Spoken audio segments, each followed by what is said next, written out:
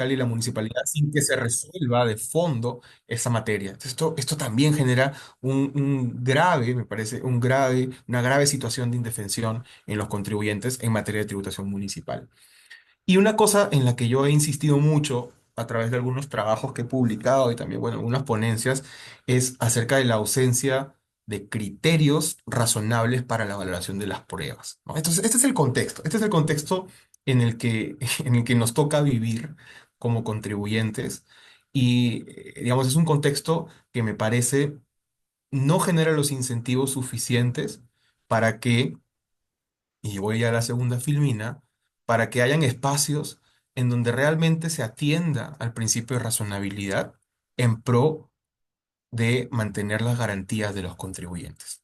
¿Sí? Más bien los incentivos están puestos para que estos espacios para la aplicación de la razonabilidad y asegurar la garantía de los contribuyentes sean cada vez más reducidos y nos da, digamos, una situación, como decía, bastante más compleja en el contexto de nuestras fiscalizaciones. Pero bueno, dicho eso, la razonabilidad, un poco ya para entrar en materia, la razonabilidad, digamos, no es un tema nuevo en el derecho tributario y yo no sé si esta es la primera ponencia de la jornada, no me quedó claro de la presentación, pero bueno, o sea, quería decir algunas cosas acerca de la razonabilidad en general en el derecho tributario. Como decía, no es nueva la materia de la razonabilidad del derecho tributario y solo por citar algunos ejemplos que se me ocurrieron acá mientras preparaba esta presentación, el concepto de razonabilidad, por ejemplo, está presente incluso en la determinación misma del impuesto a la renta, cuando se exige que el gasto que deduzca un contribuyente para efectos del impuesto a la renta tiene que ser razonable. Razonable en el sentido de que debes tener relación con el volumen de sus operaciones. Eso se sigue del artículo 37. Es decir, entonces la razonabilidad está presente en general en el derecho tributario, incluso está presente en, por ejemplo, la determinación de la base imponible del impuesto a la renta, como establece esta regla del artículo 37. Pero no es el único caso. También aquí anotaba, por ejemplo, esta conocida discusión acerca de la capitalización de intereses moratorios. Como ustedes bien saben, también esto ya fue resuelto en su oportunidad mediante un criterio de la Corte Suprema. Primero lo dijo el Tribunal Constitucional, luego tomó tiempo hasta que lo adopte el Poder Judicial, pero finalmente lo adoptó ya con este criterio establecido en la sentencia de casación 6619-2021, en donde se señala que la capitalización de intereses resulta irrazonable en el contexto tributario. Y aquí un tema, por qué era irrazonable la capitalización de intereses? Muchos señalaban, y me parece a mí, creo que ese no debería ser el enfoque, que es irrazonable en la medida que el quantum en que se incremente la deuda por efecto de la capitalización, en la medida que ese quantum sea suficientemente irrazonable. Es decir, si se incrementa, por ejemplo, en 10 veces el monto de la deuda, en 5 veces o 6 veces, pero si se incrementa en un monto menor, no sería suficientemente irrazonable para quienes sostienen entender la irrazonabilidad de la capitalización en ese sentido. Yo creo que más bien lo que dijo el Tribunal Constitucional y luego acoge la Corte Suprema es que es irrazonable en general la capitalización de intereses. ¿Y por qué lo dice? Lo dice básicamente en atención a que si en las mismas relaciones de derecho privado que establece el Código Civil, la capitalización se prohíbe, pues con mayor razón debería ser en las relaciones que existen entre la administración pública y un administrado, entre relaciones de más bien carácter público. ¿Por qué? Porque si incluso en el derecho privado es donde las partes pueden consentirlo, eso se considera irrazonable, pues con mayor razón debería ser considerado irrazonable cuando los sujetos no consienten ese nacimiento de obligaciones. ¿Sí? Entonces yo creo que por ahí va la irrazonabilidad de la capitalización de intereses. Decía también que la razonabilidad también está presente en el derecho tributario, por ejemplo, cuando el Tribunal Fiscal ha señalado, y por eso pongo puntos suspensivos porque son innumerables las resoluciones en donde el Tribunal Fiscal ha dicho que el estándar, el supuesto estándar con el que se evalúa la suficiencia de las pruebas es un estándar de lo mínimo razonable.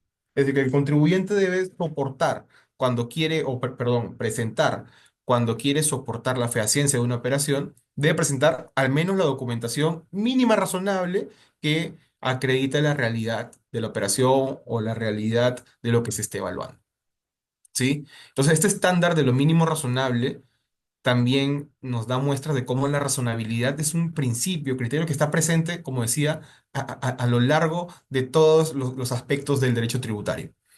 También en una resolución es interesante, esta resolución 09086-1 del 2023, en donde, si lo recuerdan, el Tribunal Fiscal, y esta resolución es jurisprudencia de observancia obligatoria, en esta resolución el Tribunal Fiscal analiza si la facultad discrecional de no sancionar, en particular esta era la de no sancionar o no aplicar la sanción del numeral 1 del artículo 176 que sanciona el no presentar las declaraciones determinativas de deuda en el plazo establecido, señaló el Tribunal Fiscal que esa facultad discrecional, o sea, pese a ser una facultad discrecional, también se rige por el criterio de razonabilidad. Y la razonabilidad le exige a la Administración Tributaria que si no existe justificación para inaplicar esa resolución, a pesar de ser discrecional, no puede inaplicarla y concluye entonces que esas facultades discrecionales establecidas en las populares RSNAO o RSNAO, como se les dice en la jerga tributaria, esta facultad discrecional establecida por la Administración Tributaria también se rige por el principio de razonabilidad y debe por ello aplicarse siempre que no exista ninguna razón que impida su aplicación. ¿Sí? Y finalmente, también me recordaba de este caso en donde el Tribunal Constitucional señaló que en virtud del principio de razonabilidad, debe asegurarse la administración tributaria de que los actos en un procedimiento de fiscalización sean notificados efectivamente a los contribuyentes. En ese caso, se le había notificado mediante el buzón electrónico cuando el contribuyente había consignado más bien un domicilio procesal físico. Y ahí el Tribunal Constitucional dijo de que esa notificación meramente a través del buzón electrónico no resultaba razonable en el contexto de ese contribuyente en particular. ¿Sí? Entonces, en todas estas situaciones, la razonabilidad ha estado presente ya en el derecho tributario. Seguro hay más, seguro hay muchas otras más, pero estas son de las que, digamos, pude recordar cuando estaba preparando Oye, esta presentación. Em, ¿Qué noto yo, entonces, en el procedimiento ya propiamente de fiscalización y acerca de la facultad de requerir información que tiene la administración tributaria y el principio de razonabilidad? Sin duda, me parece aquí se produce una tensión. Hay una tensión entre el principio de razonabilidad que establece nuestra Constitución y la Ley de Procedimiento Administrativo General, y por otro, la facultad discrecional que tiene la Administración Tributaria regulada en el artículo 62 del Código Tributario para realizar el procedimiento de fiscalización y ejercer sus facultades, ¿sí?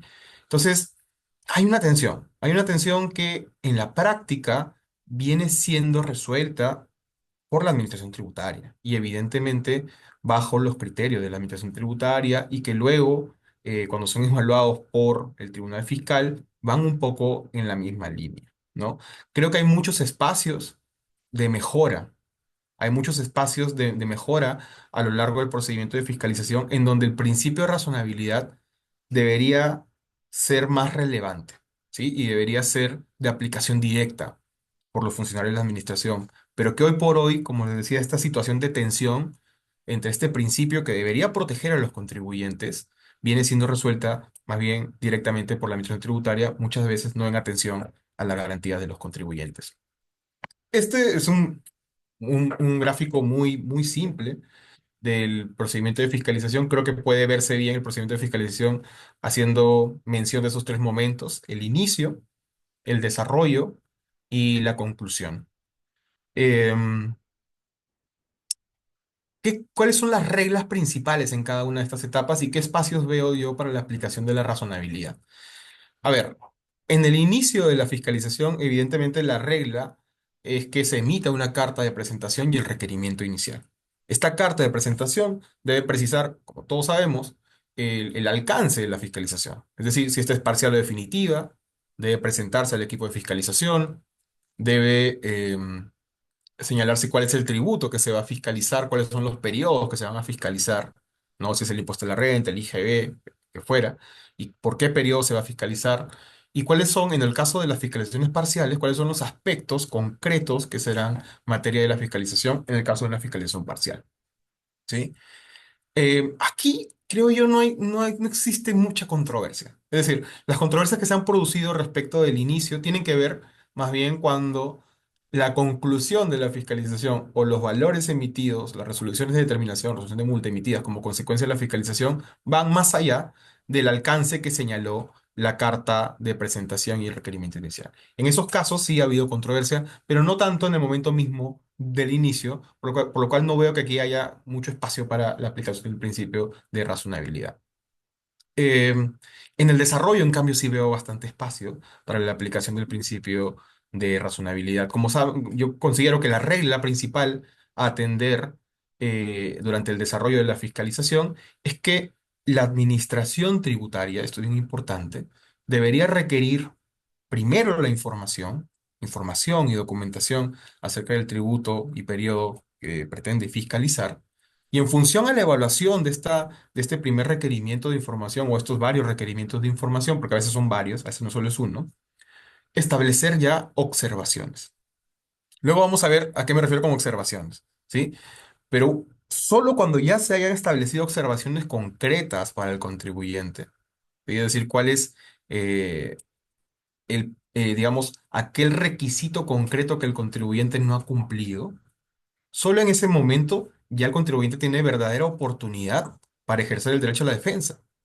Antes de eso, si el contribuyente no sabe cuál es la observación concreta, es decir, cuál es el requisito específico que está incumpliendo o que señala la administración tributaria que está incumpliendo, no podría el contribuyente ejercer, digamos, en términos efectivos, su derecho a la defensa porque no sabría sobre qué trata la controversia aún, ¿verdad?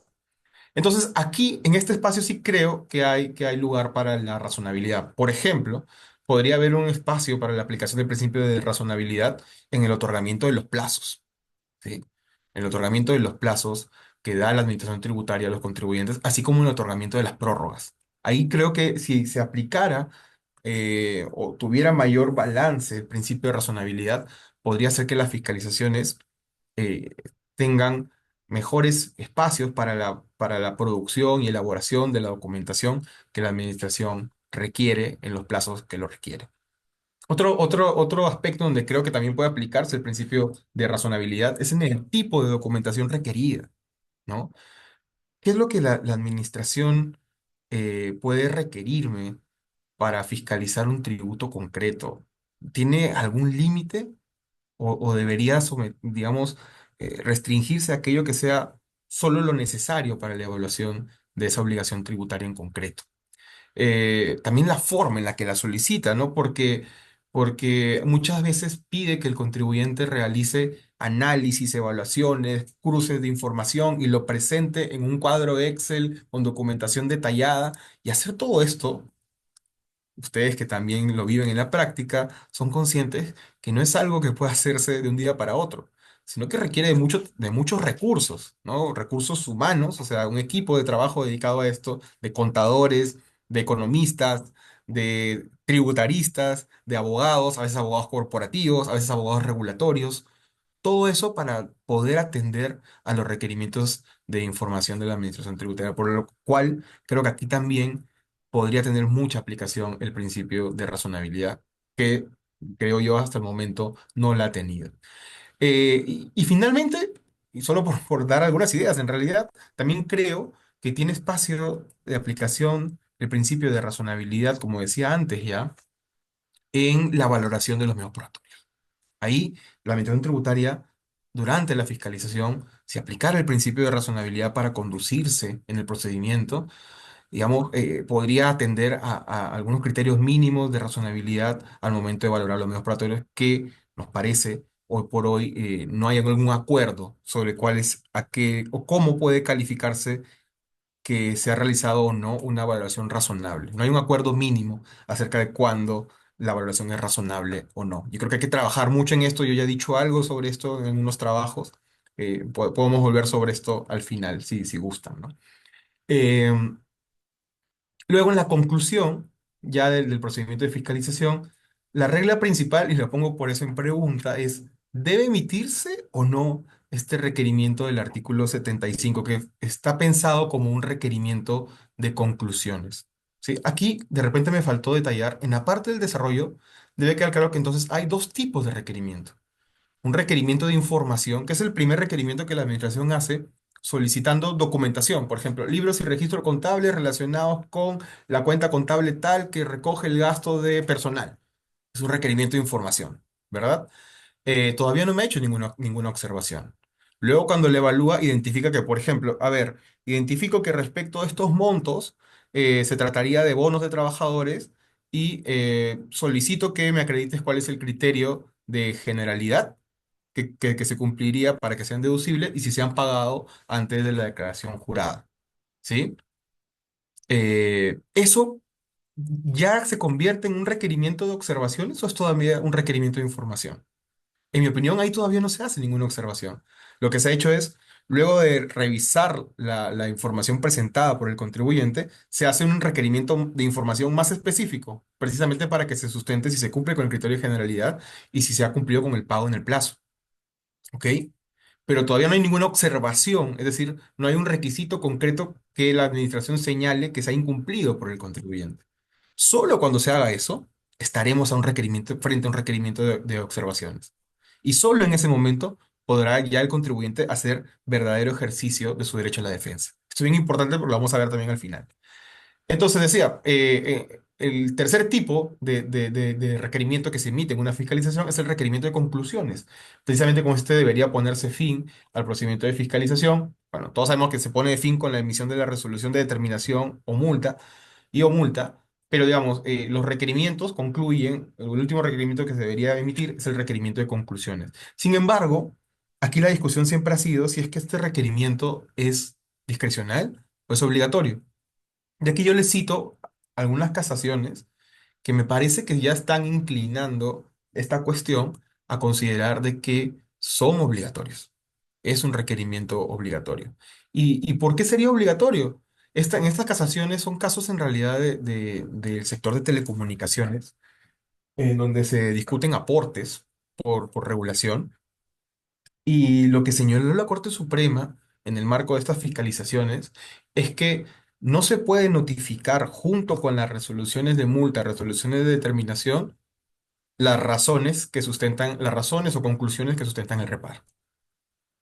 ¿Sí? Si bien ese era el caso, yo creo que bien entendida esa casación, lo que está diciendo es que entonces, si es que no se pueden notificar juntos, es porque las conclusiones sí tienen que ser notificadas.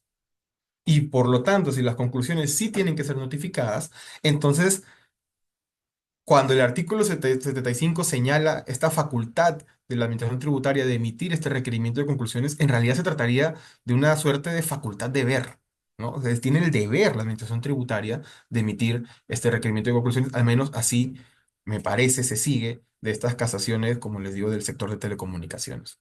¿Sí?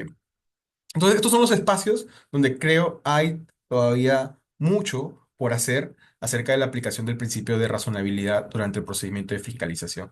Y dicho eso, voy a responder muy brevemente a solo tres preguntas que creo son importantes con relación a los requerimientos de información. La primera pregunta que quiero responder es, ¿cuál es el plazo entonces que debe otorgar la administración para atender a los requerimientos de información? Esto está regulado en el artículo, ahora que los digo, sí, está regulado en el artículo 7 del reglamento del procedimiento de fiscalización, en donde básicamente lo que señala este artículo es que tienes reglas para solicitar la prórroga. Si tú no pides una prórroga del plazo que te otorga la administración para atender el requerimiento, si tú no pides esta prórroga en el plazo señalado, se entenderá que tu solicitud de prórroga no ha sido presentada y por lo tanto vence el requerimiento sin que tú hayas atendido a la documentación o información que te solicitaron presentar. ¿Sí? Por eso es importante entonces atender a cuál es el plazo que tenemos para solicitar las prórrogas. Y las reglas son simples, te dice. Cuando el requerimiento te exige que la documentación la presentes de manera inmediata, tienes que en ese mismo momento solicitar la prórroga y tienes que señalar las razones. Aquí nuevamente el principio de razonabilidad está presente, ¿no? En la regulación tributaria. Y bien interesante porque en este caso admite supuestos en donde la administración no atiende a la prórroga. Puede no atender a la prórroga, pero para ello, dice el reglamento, tiene que justificar por qué las razones que presentó el contribuyente para pedir la prórroga no son suficientes, no son válidas, ¿no? Entonces le da ahí oportunidad a la administración de aplicar nuevamente el principio de razonabilidad. Cuando se requiere la información para que sea presentada en un plazo mayor a 3 días hábiles, ahí el plazo para presentarlo es 3 días hábiles anteriores al vencimiento. Esta regla en realidad es un poco, digamos, ha generado en su momento alguna controversia. Hoy por hoy, en la práctica, y alguna jurisprudencia del Tribunal Fiscal lo ha confirmado así ya, también se las puedo pasar luego de la reunión si es que me lo solicitan, eh, que la forma correcta de entender ello es que uno tiene que pararse en el día del vencimiento, contar 3 días anteriores hábiles y tendría que presentarse la prórroga en el día anterior a esos 3 días hábiles anteriores. Es decir, serían en realidad 4 días hábiles anteriores. ¿Sí? Esa sí la forma como se entiende el plazo para solicitar la prórroga en el caso que el requerimiento establezca un plazo mayor a 3 días hábiles para su atención. Y cuando debe cumplirse dentro del plazo de los 3 días hábiles siguientes, ahí tiene que hacerse como máximo hasta el día hábil siguiente. Si no lo haces así, cumpliendo con estas reglas, se entiende no solicitada la prórroga y por lo tanto el requerimiento vence en el día original. Pero aquí la parte interesante, si la SUNAT no notifica su respuesta a tu solicitud de prórroga que la hayas presentado correctamente conforme a lo que señala este cuadro, se entenderá que hay una suerte de concesión automática de plazo de prórroga. ¿Sí? Y básicamente las reglas son estas, son 2 días hábiles cuando la prórroga solicitada sea menor o igual a dicho plazo, o un plazo igual al solicitado cuando pide un plazo de 3 hasta 5, o 5 días hábiles cuando solicita un plazo mayor a los 5 días hábiles. Es decir, si por ejemplo nosotros en la práctica hemos solicitado muchas veces plazos de 20 días hábiles, 30 días hábiles, dependiendo de la complejidad de la documentación requerida por la administración, si la administración no notifica su respuesta, se entiende que tengo automáticamente un plazo de 5 días hábiles. Esto, la verdad, otra vez, no favorece, ¿no? No favorece el principio de razonabilidad, porque si estoy solicitando 30 días hábiles y la administración más bien omite su deber de dar respuesta a mi requerimiento, el hecho de que solo se me otorgue 5 días hábiles no parece lo más razonable, ¿no? Creo que aquí también hay espacio de mejora acerca de la forma como se conduce el procedimiento de fiscalización. Y esta resolución que cito acá, la 10709-3-2013, atiende ya al tema de si es que es válido que un contribuyente pueda alegar en un procedimiento que el plazo que se le ha otorgado es irrazonable. En este caso, ustedes podrán revisarla. En ese caso, el contribuyente alegó que se le había requerido mucha documentación y documentación compleja para un plazo tan corto. ¿Sí? El Tribunal Fiscal, cuando resolvió este aspecto en la apelación, señaló que la Administración Tributaria, y por eso yo pues, iniciaba así esta conferencia, cuenta con una facultad discrecional. Y el contribuyente tiene el deber de satisfacer o colaborar con la Administración Tributaria y por lo tanto satisfacer su carga probatoria durante el procedimiento de fiscalización. Y por eso concluye que, digamos, ese argumento del contribuyente acerca de que el plazo resultaba irrazonable no merece ser atendido, ¿no? Entonces, ya hay algunos casos en donde se ha alegado que el plazo resultaba irrazonable atendiendo al carácter complejo de la documentación solicitada por la administración y el Tribunal Fiscal ha resuelto que eso no es un aspecto que merezca ser atendido en instancia de apelación, básicamente porque la administración tiene facultad discrecional para pedir cualquier documentación acerca que esté vinculada con los tributos fiscalizados. Entonces, esto, otra vez, nuevamente creo que es ahí donde hay espacios para que el principio de razonabilidad tenga una mayor preponderancia tanto a nivel de la fiscalización como a nivel de lo que pueda protegernos el Tribunal Fiscal ya en instancia de apelación. ¿Sí? Ahí creo que hay un trabajo por hacer. ¿Sí? Entonces, ¿Cuál es el plazo que debe otorgar la administración para tener los requerimientos? La verdad es que los únicos plazos que tiene que otorgar son los que he señalado acá, ¿no?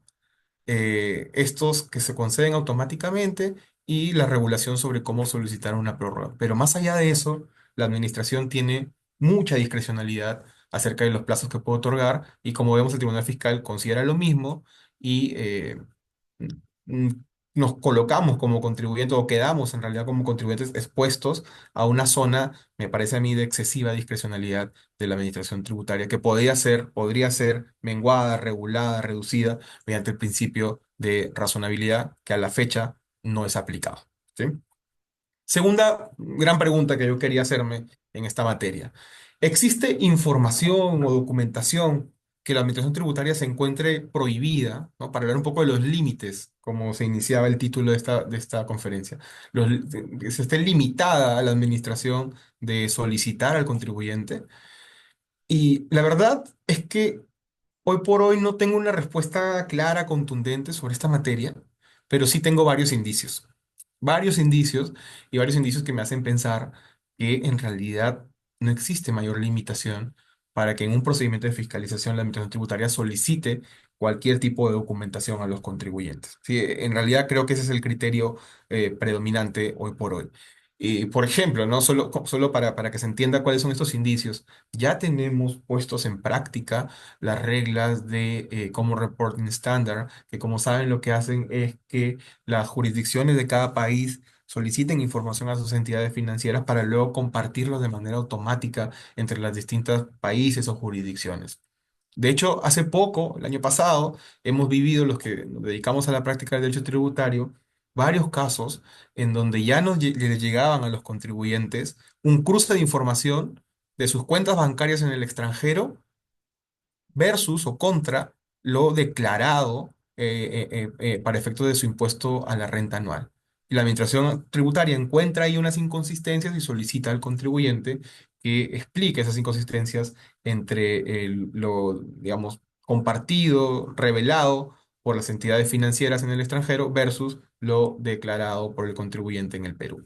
Sí, entonces, parece que la administración en realidad tiene acceso a muchísima información y no grandes limitaciones para acceder a ella, ¿no? La prueba de ello es la puesta en práctica de estas reglas del Common Reporting Standard. Otra prueba, ¿no? Como saben, en su momento también se estableció un reglamento para que las empresas del sistema financiero peruano suministren a la SUNAT información acerca de sus saldos de cuentas. ¿Sí? Eso en su momento fue bastante discutido por un gran sector digamos, de la cultura jurídica, tributaria y financiera en el Perú. Incluso se iniciaron acciones de inconstitucionalidad vinculadas a esta regulación, pero las acciones de inconstitucionalidad fueron infructíferas. Hoy por hoy, este decreto supremo sigue vigente y la Administración Tributaria tiene entonces información de nuestras cuentas que le compartan las empresas del sistema financiero peruano también, ¿no? Entonces, no solo tiene la información de las cuentas bancarias en el extranjero, también tiene la información de las cuentas bancarias en el Perú, además del ITF, que ya estaba desde antes. Además del ITF, que como saben, le da un registro acerca de todas las operaciones que estén cargadas con ese impuesto en el Perú. Entonces, la SUNAT o la Administración Tributaria tiene muchísima información y no tiene, parece, límites para acceder a ella. Eh, Antes de entrar a esta RTF reciente 2025, también quería compartir con ustedes este informe de SUNAT, que es un poco antiguo, pero que da cuenta de cómo siempre ha sido entendido esto por la administración tributaria. En ese caso, el contribuyente les preguntó a la SUNAT, o los contribuyentes le preguntamos a la SUNAT, si es que esta administración, en el marco de un procedimiento de fiscalización, puede obtener información que esté protegida o más que protegida, que corresponda a secretos comerciales o aspectos confidenciales que tenemos de nuestras transacciones con terceros, ¿sí? Y la SUNAT respondió de que eso no es ningún supuesto de excepción a los deberes de colaboración que tiene el contribuyente en el marco de la fiscalización. Es decir, eso no impide sí, gracias, voy a tratar de terminar rápido. Eso no impide que, que el contribuyente deba también presentar incluso documentación que podría considerar comprendida dentro del marco del secreto comercial o confidencialidad.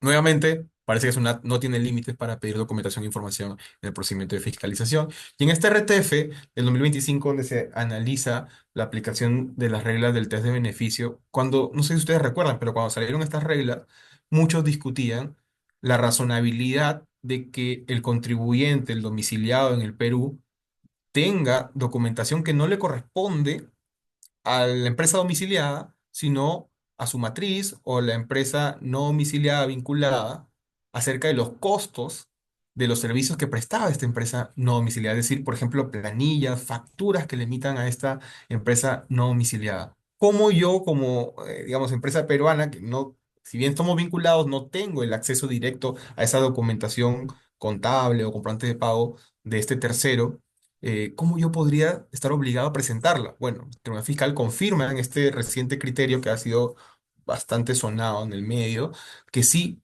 que la empresa domiciliada debe contar con esa documentación, aun cuando corresponda a un tercero. ¿Sí?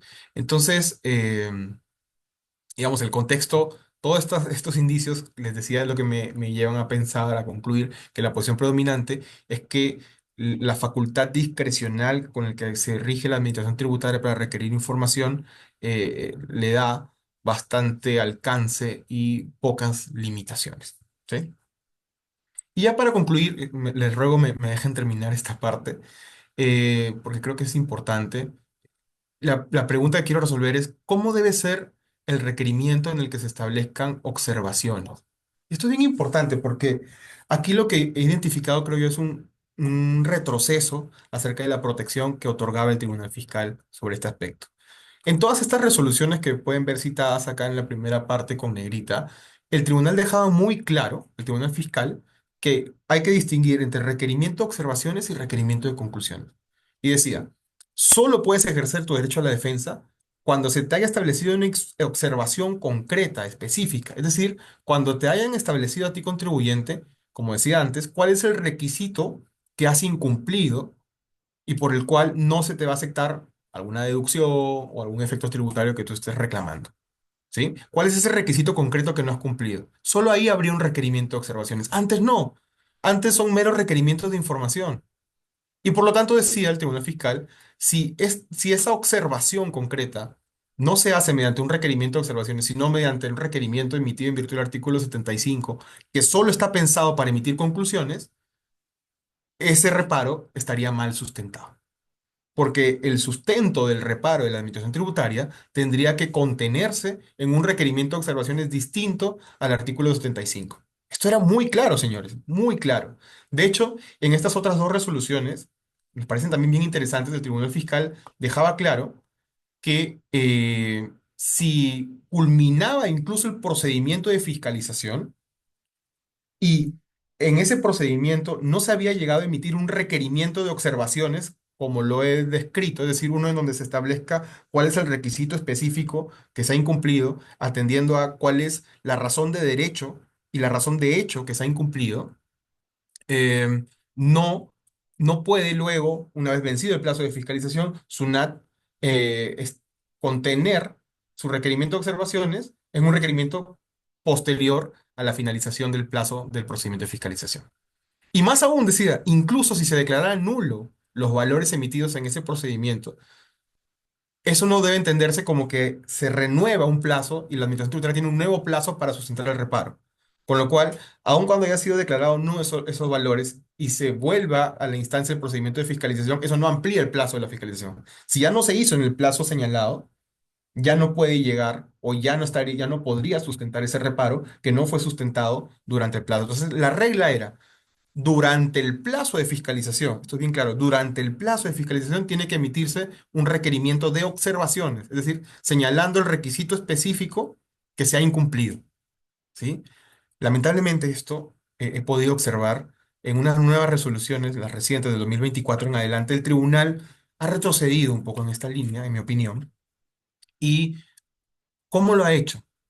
Lo ha hecho acerca de qué entiende por observaciones. ¿Qué entiende por observación? Y hemos visto casos en donde el Tribunal Fiscal entiende que se produce un requerimiento de observaciones únicamente cuando se haya solicitado documentación y se haya establecido la base legal. Es decir, imagínese un requerimiento de este tipo. En virtud del artículo 37, contribuyente, señale usted cuáles son los documentos que permitirían que este gasto sea causal. ¿Ahí hay una observación específica acerca de un requisito incumplido del contribuyente en concreto? La respuesta es evidente, no, todavía no hay ningún requisito específico incumplido, todavía no hay una observación concreta al contribuyente. Pero para el Tribunal Fiscal, en estas resoluciones y en otras, y en varias otras, pero esta es la que, digamos, queremos presentar acá, señala que si ya se señaló base legal y se solicita documentación, eso ya basta. Eso ya califica como un requerimiento de observación. Y por lo tanto, el reparo sí habría estado sustentado durante el plazo de fiscalización. Nos parece que esto, como decía, es un retroceso en la línea de protección que venía manteniendo el Tribunal Fiscal e incluso ya la Corte Suprema también ya había comenzado en esta línea.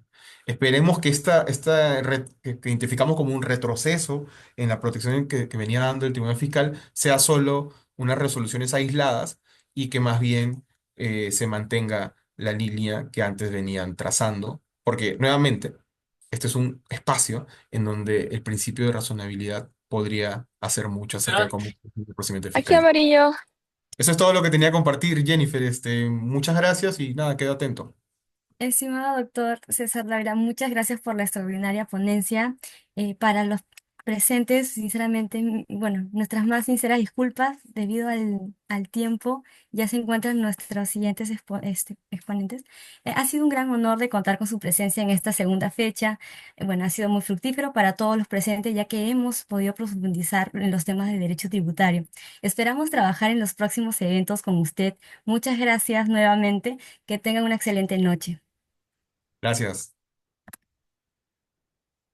A continuación, nos complace presentar el siguiente módulo de esta noche, que será una mesa de opinión, uso de la fehaciencia y discrecionalidad por SUNAT para desconocer información en fiscalización. Esta mesa contará con la dinámica de dos primeras exposiciones personales de 20 minutos y posteriormente habrá un espacio de 30 minutos de conversación y discusión entre los ponentes sobre el tema de esta mesa, para lo cual contaremos con la participación de dos extraordinarios ex miembros del equipo y ahora abogados de excelencia como es el doctor Luis Razo y la doctora Jennifer Saavedra. Para empezar, expondremos la reseña de nuestros ponentes. El doctor Luis Razo es abogado por la Pontificia Universidad Católica del Perú, con segunda especialidad en Derecho Tributario por la misma Casa de Estudios, asociados en Payet Rey Cauy Pérez Abogados, con experiencia en consultoría, procedimientos y procesos tributarios.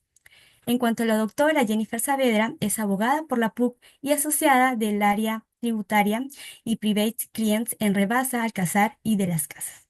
Asesora a empresas nacionales y extranjeras en temas tributarios, incluyendo inversiones, operaciones internacionales y certificaciones ante SUNAT.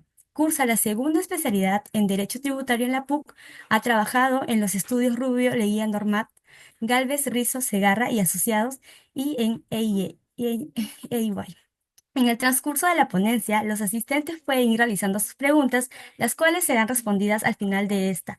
Estimado doctor Luis Razo, le estaremos avisando por el chat 5 minutos antes de que acabe su ponencia para que así pueda calcular su tiempo y dar paso a la doctora Jennifer. Doctor Luis Razo, puede iniciar su ponencia. Muchas gracias. De acuerdo. Bueno, muchas gracias, Jennifer, por la introducción. Muy buenas tardes a todos los presentes. Bueno, y también agradezco la invitación. Voy a compartir la pantalla para efectos de que puedan ver la presentación que he preparado para el día de hoy, que es respecto de la fehaciencia y discrecionalidad que tiene la SUNAT para desconocer información en las fiscalizaciones, ¿no? Es un tema complejo, la verdad, y sobre todo, y creo que no hay que pecar de que todo el mundo de acá presente en esa reunión sabe qué son estos conceptos que estoy presentando en pantalla, así que vamos por ello. ¿Qué significa fehaciencia, no? Fehaciencia en general no es un término del todo aceptado por la RAE, de manera coloquial hace referencia a certeza, veracidad o realidad que tiene algo, ¿no? Pero para efectos tributarios no estamos tan alejados, pero sí hay que complejizar un poco el concepto. En primer lugar, es un elemento previo de análisis, ¿no? a pesar de que existan otras formas de analizar, por ejemplo, gastos, créditos, ¿no? La fehaciencia supone en sí misma un elemento que parte de la premisa de decir, oye, ¿esta operación es real o no?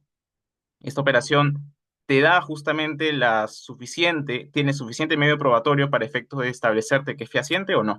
Esa es la Tiene un pregunta. pecho. eh, Creo que está con el... Sí, gracias. Y finalmente termina siendo un elemento muy importante de análisis respecto de esto, de en sí misma una fiscalización, ¿no? Y solicita un nivel mínimo de acreditación de los hechos, ¿no? Que es justamente lo que yo les estuve comentando hace unos segundos. Pero ahora vamos a diferenciar este concepto de fehaciencia respecto de otros, ¿no? En este caso, de una operación no real, ¿no? Usualmente, y en la doctrina y en la jurisprudencia, se tiende a decir, oye, una operación no fehaciente es una operación no real, pero creo que la línea de diferencia es muy sutil. ¿Por qué? Porque una operación no real significa que efectivamente no existió. Y digamos, si es que una operación yo puedo, con un nivel mínimo de acreditación, ¿no? Acreditar, valga la redundancia, una determinada operación, finalmente termina siendo fehaciente. Pero no es que si es que yo no termino de acreditar, ¿no? La fehaciencia de determinadas operaciones, esa operación no es real. Porque cuando el tribunal fiscal resuelve este tipo de controversias relacionadas a fehaciencia, no te dice la operación no es real, te dice no se ha acreditado la fehaciencia y por tanto confirma los reparos de SUNAT. Entonces, si bien la línea es muy sutil, ¿no? En la doctrina y en la jurisprudencia, como podrán ver en las siguientes diapositivas, se utiliza esta similitud como si fueran sinónimos, ¿no? ¿No? Pero el mayor ejemplo, creo que puede hablar por mí, es el artículo 44 de la ley del IGB, ¿no? Que habla de comprobantes por operaciones no reales. Y ahí sí te da una definición de operaciones no reales, que tiene que ver más que todo con un sentido fraudulento, ¿no? Y ahí ya estamos hablando de que, oye, es una operación que nunca existió y se emiten comprobantes de pago con eso. Y te estás beneficiando indebidamente de un crédito que genera, en este caso, para efectos del IGB, ¿no? Entonces ahí se puede ver un poco más cuál es la línea de diferencia entre yo no pude acreditar y esta no es una operación que efectivamente sea real. El siguiente concepto que hay que diferenciar también es la causalidad, ¿no? Muchas veces la SUNAT incurre en decir, oye, esto no es causal ni tampoco es fehaciente, pero es imposible, ¿no? ¿Por qué? Porque para que algo sea causal, ¿no? Y significa causalidad que esté vinculado con el mantenimiento o la generación de rentas grabadas, ¿no? Tiene que primero existir. ¿Cómo vas a hablar de que algo sea causal si es que ni siquiera existe? Entonces, en ese sentido, la SUNAT no puede hacer paralelamente ambos reparos, ¿no? Y por eso es que hay que distinguir muy bien la causalidad que tiene que ver con la generación de rentas o potencial generación de rentas y con la fehaciencia, que tiene que ver acreditar propiamente una operación. Y por último, la discrecionalidad. La discrecionalidad no está prohibida, ¿no? La discrecionalidad es un término que en realidad no es que esté proscrito de manera normativa. Es más, las fiscalizaciones, en el reglamento de fiscalización que tiene la SUNAT, señala que es discrecional. Pero eso no significa que sea arbitrario. Entonces estamos ante una decisión de un margen subjetivo. Eso es lo que significa la discrecionalidad, ¿no? Y en realidad, ya para ahondar en esto, el principio de confianza legítima que está en la LPAG justo hace referencia a que no puede haber arbitrariedad, pero en ningún momento te señala que no pueda ser discrecional. Entonces, la SUNAT, en el marco de una fiscalización, puede ser discrecional, sí, pero siempre y cuando sustente y motive correctamente sus decisiones de sus actos administrativos. Dicho esto, vamos ahora sí a lo que significa fehaciencia, que ya lo he adelantado un poco. Esta resolución reciente del Tribunal Fiscal un poco ya más ahonda en esto, ¿no? Y indica que deben existir indicios razonables de la efectiva prestación de servicios, ¿no? Para que justamente se pueda acreditar una operación. Es eso básicamente. Entonces, estamos ante una obligación de la cual la SUNAT tiene que también solicitar información, ¿no? Para poder ver que efectivamente una operación se haya realizado, ¿no? Pero, ¿cuál es ese nivel mínimo probatorio? Porque eso es lo que se estaba hablando hace unos momentos, ¿no? Entonces ya bastante jurisprudencia del Tribunal Fiscal ha señalado, oye, no es necesario, ¿qué cosa? Los comprobantes de pago, la documentación contable, ¿no? Las detracciones, las guías de remisión, el pago a proveedores, los contratos, ¿no? Es todo este tipo de información, si bien puede ser, digamos, presentada en el marco de una fiscalización, termina siendo lamentablemente no suficiente tanto para la administración como para el tribunal fiscal. Y la cita de abajo creo que queda mucho más claro, ¿no? Te dice, oye, en base a toda esta jurisprudencia, esto no basta, ¿no? ¿Qué cosa? El registro contable, los comprobantes de pago, ¿no? Entonces, esto en realidad, como pueden ver, ya ha tratado de seguir una línea jurisprudencial que es repetitiva respecto de este tipo de operaciones, ¿no? Y que finalmente ya te señalan que esto en realidad no generan justamente la fehaciencia que necesita la administración tributaria y el tribunal fiscal. Ahora sigamos con el siguiente punto, ¿no? Es entonces la pregunta que cae madura, que es, ¿qué podría servir? ¿No? Y lo primero es que ya el tribunal fiscal en algunas jurisprudencias ha tratado de esbozar esto, ¿no? Por ejemplo, oye, dame una descripción detallada que se respalden informes, entregables, reportes, coordinaciones, ¿no? Entre otros, ¿no? Porque la documentación que tú me has presentado, en este caso particular, ¿no? Solo contiene los nombres de los trabajadores, el día, los números de horas trabajadas, ¿no? Pero no dice nada más. O sea, ¿en qué consistió lo que tú has hecho? Porque ¿qué es lo que se necesita, ¿no?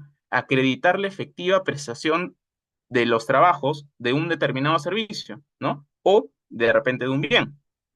Entonces estamos hablando de que este es el objetivo y lo que se pretende acreditar, y para eso necesitas esto de acá, es lo que dice el Tribunal Fiscal, ¿no? Entonces esto muchas veces se ha tratado de, digamos, mantener, ¿no? En muchas de las empresas que tienen muchas fiscalizaciones, ¿no? Tratar de hacer informes entregables, ¿no? Pero no basta con solo hacerlo, porque veamos a continuación ya la jurisprudencia del Tribunal Fiscal también ha señalado, oye, pero no me muestras en estos elementos los datos de su elaboración, si es que está firmado, ¿no? Quién fue el encargado de hacer estos documentos. Entonces, no solo se requiere, ¿no? De que tengas toda esta información, sino también que firme, por ejemplo, el contador, que firme por ahí alguien, el gerente de administración, alguien encargado de la materia que justamente se está tratando de acreditar, ¿no? De la operación. Entonces, estamos hablando de algo que en realidad eh, está, ¿no?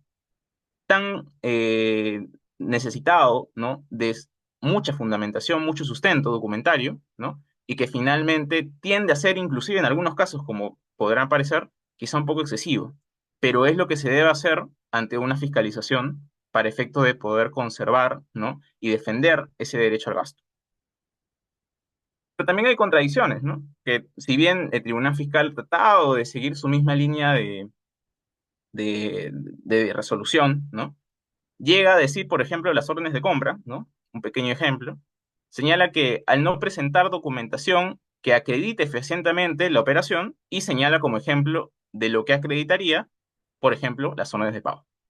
Perdón, las órdenes de compra. Entonces, las órdenes de compra que se hacen al proveedor, entonces, finalmente, sí podrían acreditar según este criterio del año 2021, que ni siquiera están, digamos, alejado del presente año, ¿no? En otra resolución del anteaño pasado, señala que, por ejemplo, en este caso se presentaron órdenes de compra, pero la orden de compra solamente acredita el requerimiento del servicio al proveedor, ¿no? Entonces se puede dar esta contradicción manifiesta que existe entre los mismos criterios del tribunal fiscal. Creo que esto justamente hace que finalmente el contribuyente se quede en una, digamos, pendiente entre no saber si es que mantener esta información o no, ¿no? Oye, no sé si es que me va a servir, ¿la mantengo o no la mantengo, ¿no? Entonces, esto de acá en realidad genera justamente problemas con el principio de seguridad jurídica que debe tener todo el contribuyente y también de confianza legítima. Ahora vamos a lo que se denomina justamente lo que caracteriza a este tipo de temas, que es fehaciencia, es que es sumamente subjetivo. Si bien el Tribunal Fiscal, como mencioné, trata de hacer una generalización de los documentos que pueden servir, este es un tema que se ve de manera casuística, ¿no? Y creo que este ejemplo, esta RTF, es muy clara porque estamos hablando de un subarrendamiento de aeronaves, ¿no? Que, digamos, no es tan común, pero en este caso particular, el contribuyente lo que había presentado era, oye, te presento documentación contable, ¿no? este, el cálculo de las horas, etc. Pero lo que dijo el Tribunal Fiscal en este caso fue, oye, las horas, ¿no? Bloque, no me bastan para efecto de que yo determine que sí ha habido fehaciencia en esta operación. Lo que tienes que presentarme son las bitácoras. Y las bitácoras son elementos, ¿no? Bien elaborados, de manera de ingeniería más que todo, que tiene que ver con justamente, oye, ¿cómo es que yo le doy uso a estas aeronaves? ¿En qué forma las voy a empeñar, ¿no? Por así decirlo. Y finalmente, esto sí acredita que hubo un uso efectivo de los bienes, ¿no? Es un tema muy casuístico y esta RTF creo que grafica muy bien cómo es que en estos casos resulta ser algo que debe verse caso por caso y no algo que debemos generalizar, ¿no? Depende mucho del tipo de bien y del tipo de servicio que en cada caso se está analizando, ¿no? Ahora, luego de esto, de esta jurisprudencia que ha sido en realidad años de jurisprudencia que el Tribunal Fiscal ha tratado de señalarte, oye, esto sirve, esto no sirve, ¿no? Entrando en contradicciones incluso. SUNAT, el año pasado a finales, ha sacado una llamada, lo que yo llamo una estandarización, ¿no? De lo que podía acreditar, digamos, en este caso, cuatro tipos de gastos, ¿no? Entonces, un primer gasto, ¿no? Es la remuneración de personal, ¿no? Y te lista una gran parte de elementos probatorios que podrían acreditar, porque incluso en el mismo manual te dicen, oye, esto es referencial, ojo, ¿ah? Y lo primero que salta al ojo, ¿no? Es esto que pongo en la derecha. Son las inspecciones de trabajo realizadas por ente competente, ¿no? Entonces, es necesario presentar esto de acá, parece un poco excesivo, ¿no? Mucho más considerando que como es información de entes competentes, se nos viene a la cabeza Sonafil, por ejemplo, no es una información que podría compartirse entre sí mismas las administraciones, la SUNAT y Sonafil. ¿Por qué trasladar esa carga al contribuyente? ¿No? Esa es una de las cuestiones que por ahí pueden surgir, ¿no? Y eso es respecto de los gastos de remuneración personal. Seguimos, gastos de publicidad. Piden las solicitudes de cotización. Y la pregunta ahí es, oye, ¿esta solicitud de cotización te acredita la efectiva prestación de servicios? Que es justamente la frasecita que siempre vemos en las resoluciones del Tribunal Fiscal. Y la respuesta es que no. O sea, yo ahí, con la solicitud de cotización, simplemente estoy solicitando que me den un importe de lo que va a costar, en este caso, un servicio de publicidad. Pero no me acredita que efectivamente se haya prestado el servicio. Entonces, como que suena un poco incoherente si es que la SUNAT por todos estos años ha intentado decir, oye, tienes que presentarme documentación que acredite la efectiva prestación de servicios, que finalmente pide una solicitud de cotizaciones para acreditar eso, ¿no? Los siguientes son los gastos de capacitación, ¿no? Y en este caso te pide, ¿no? Oye, presenta por si quieres grabaciones, imágenes, ¿no? Es una documentación que podría servir, ¿no? Pero ahí ya entramos un tema quizá hasta de derecho de intimidad, ¿no? Pero quizá, ¿no? En estos casos, lo que tiene que tener en cuenta el contribuyente es, oye, ¿sabes qué voy a hacer? Voy a pedirle a todos los que capacito, a todos mis trabajadores, que tenga una grabación o imágenes de todas las capacitaciones que estén participando, que probablemente sea un montón.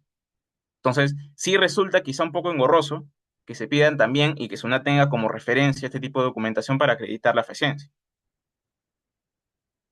Ya, por último, los gastos de viaje, ¿no? Mismo, fotografías y videos.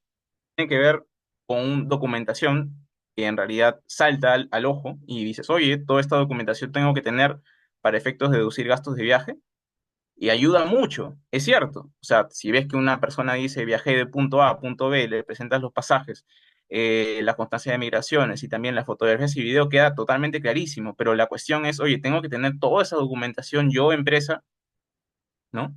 En mis registros. Ese es el tema que viene justamente a ser analizado cuando salen este tipo de manuales que tratan de estandarizar, ¿no? Lo que ha sido muchos años de jurisprudencia y también de informes, ¿no? Pero como otra vez les digo, no hay que perderlo de vista. Creo que es muy importante que se tome como referencia y sobre todo por un tema de curarse en salud, ¿no?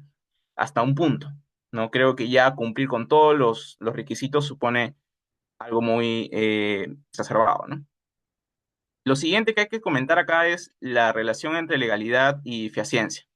Eh, la legalidad y fehaciencia finalmente termina siendo, ¿no? Por muchas veces SUNAT, un tema que tiene que siempre cumplirse, ¿no? Entonces, en este caso, eh, se trata de dietas, deducibilidad de dietas, y finalmente termina diciendo, oye, acá no se otorgaron las dietas por el órgano competente. El Tribunal Fiscal le dice, oye, eso no tiene nada que ver con la fehaciencia, ¿no? El hecho de que se haya otorgado por un órgano que no es competente, de acuerdo al LGS, no implica per se que no se haya acreditado la fehaciencia. Y lo siguiente es, si es que se puede presentar más documentación en la etapa judicial cuando no la presentaste en la etapa administrativa, ¿no? Pruebas, ¿no? Para acreditar la fehaciencia. La respuesta es sí. Ya la Corte Suprema ha establecido un precedente vinculante al respecto. Lo siguiente es que hay que hablar de manera rápida, es la carga de la prueba, ¿no? En principio siempre se ha señalado que el contribuyente es quien tiene la carga de la prueba porque es el que alega la deducibilidad del gasto, ¿no? Pero si es que, si es que, digamos, el Tribunal Fiscal ya ha analizado justamente estos casos, lamentablemente ha replicado esa idea, ¿no? Y ha señalado que la Administración Tributaria solamente puede realizar cruce de información, no que debe. Y ahí queda la duda sobre los principios de verdad material, impulso de oficio y presunción de veracidad, ¿no? Y ante esto, digamos, la Corte Suprema lo que ha señalado es que sí, en el marco de una fiscalización, la SUNAT tiene que justamente para sustentar, ¿no? sus reparos, no tiene que efectuar los cruces de información, ¿no? Entonces, es una idea que lamentablemente está a nivel administrativo, pero a nivel de la Corte Suprema sí tenemos pronunciamientos que son más bien distintos y que sí son apegados a los principios que antes he mencionado. Ya para terminar, ¿cuánto tiempo se tiene que conservar la información, ¿no? En principio son 5 años el plazo de prescripción, es lo que dice el código, ¿no? Pero esto se complejiza en los casos de amortización o depreciación de bienes que son tangibles e intangibles, ¿no? Me refiero a casos en los cuales se adquiere el activo y luego de 10 años viene una fiscalización y te dice, oye, estás deduciendo en tu último año, ¿no? Una amortización, por favor, dime y acredítame el costo de este activo que estás deduciendo, ¿no? Vía amortización en tu último año. Entonces ahí queda la duda, ¿no? Y ya la Corte Suprema ha tratado de esbozar, ¿no? Mediante algunos pronunciamientos, que en realidad no es válido que la administración de alguna forma verifique ejercicios anteriores, ¿no? A nivel de Tribunal Fiscal, lamentablemente es contraria a la postura, pero a nivel de la Corte Suprema sí, al menos está siendo un poco más coherente al respecto. Ya con esto culmino, ¿no? La fecha está claro que no es suficiente documentación, información, ¿no? Para saber cuál es lo que necesita el contribuyente para enfrentar una fiscalización de fehaciencia, ¿no? Resulta un tema muy casuístico y el Tribunal Fiscal y la SUNAT, si bien han intentado estandarizar, sigue habiendo contradicciones, ¿no? Y también que existen casos complejos en los cuales la documentación sí se recomienda mantenerla, ¿no? Para efectos de que no existan reparos de SUNAT, ¿no? Luego, después de, en el ejemplo que estaba dando, 10 años. Eso es todo por mi parte y si es que tienen alguna duda o comentario, quedo totalmente atento. Gracias. Muchas gracias, doctor Luis Razo. A continuación sigue la siguiente ponencia con la doctora Jennifer Saavedra. Gracias, Jennifer. A ver, voy a proyectar. Me confirman, por favor, si están viendo mi pantalla. Sí, doctora, muchas gracias. Ya, perfecto, gracias. Bueno, como Luis bien ha abordado, el tema que nos ha tocado hablar esta noche es el uso de la fehaciencia y discrecionalidad para relacionar para descartar información presentada en fiscalización. Como bien él ha abordado, ay, perfecto. Como él bien ha abordado, a nivel conceptual, qué es lo que se entiende por fehaciencia y discrecionalidad. Entonces, por el tiempo, ¿no? Considero que esta diapositiva que les muestro ahorita va a ser de mucha utilidad para entender, ya habiendo asentado la parte conceptual, cómo conversan los elementos o los conceptos de discrecionalidad, fehaciencia, facultad de fiscalización, teniendo en consideración lo que prescribe la Constitución, el Código Tributario y nuestras demás normas tributarias. Primera premisa, tener en consideración que nos encontramos en un Estado constitucional de derecho, ¿no? En el que existe esta dualidad de derechos, potestades, deberes y obligaciones, límites y principios. En este contexto, vamos a ver qué es lo que dice el Código Tributario de la Facultad de Fiscalización. Si nos remitimos al artículo 62, se indica que la facultad de fiscalización es una herramienta de la administración tributaria que se manifiesta a través de la inspección, investigación y control del cumplimiento de las obligaciones tributarias. Esta facultad de fiscalización también incluye y o afecta a los sujetos inafectos y exonerados del impuesto a la renta o de otros impuestos. Entonces, esta facultad tiene, de esta definición tenemos que la facultad de fiscalización tiene diversas manifestaciones y que comprende a la mayoría de contribuyentes. ¿Qué más dice el Código Tributario? El Código Tributario menciona también que esta facultad de fiscalización se va a ejercer de manera discrecional. Y es justamente en este apartado del Código Tributario que tenemos la conexión entre la facultad de fiscalización y la discrecionalidad. ¿Y qué dice con respecto a la discrecionalidad? El artículo 62 nos remite a la norma cuarta del Código Tributario e indica que la facultad de fiscalización se va a ejercer de manera discrecional y que en caso la administración tuviese diversas opciones o decisiones administrativas, deberá optar por la que más convenga al interés público, al bien común. Pero esta decisión por la que opta la administración tributaria debe enmarcarse dentro de lo establecido legalmente. Entonces, de una interpretación sistemática tanto del artículo 62 y de la norma cuarta del título preliminar del Código Tributario, nos podemos dar cuenta que la discrecionalidad, a pesar que no tiene una definición normativa, nos da a entender que implica que la administración tenga un margen de actuación, ¿no? En el cual la administración podrá inspeccionar, investigar y controlar el cumplimiento de la obligación tributaria sin tener que justificar por qué fiscaliza determinado contribuyente, por qué fiscaliza determinado periodo, ¿no? Ese es el margen de actuación que tiene la administración. Pero ojo, dice el Código Tributario, esto deberá ejercerse de acuerdo a lo que establece el marco normativo. Y nuestro marco normativo en un Estado constitucional de derecho toma en consideración las obligaciones y deberes que tienen los administrados, las obligaciones y deberes que tiene la administración pública, los principios, la jurisprudencia y la doctrina. Es decir, la facultad de fiscalización no es una carta en blanco a la administración tributaria para que pueda hacer y deshacer, en otras palabras, con los contribuyentes. En el otro extremo tenemos la fehaciencia. Como bien lo ha dicho Luis, no es un término que tiene un desarrollo no, de definición en el Código Tributario. No obstante, este concepto ha sido ampliamente desarrollado por el Tribunal Fiscal, ¿no? Y en síntesis y en sencillo, la administración, o lo que se ha visto es que la administración tributaria entiende a la fehaciencia como aquel hecho o suceso que implica acreditar que efectivamente se ha dado el servicio, o sea, que el servicio existió, ¿no?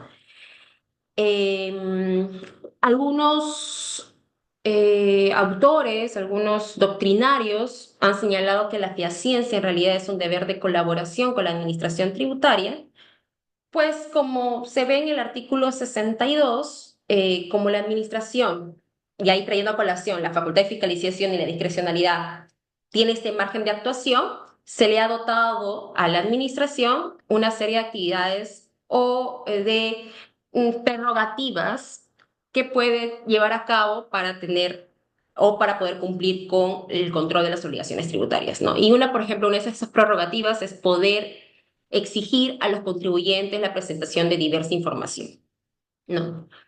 Ahora bien,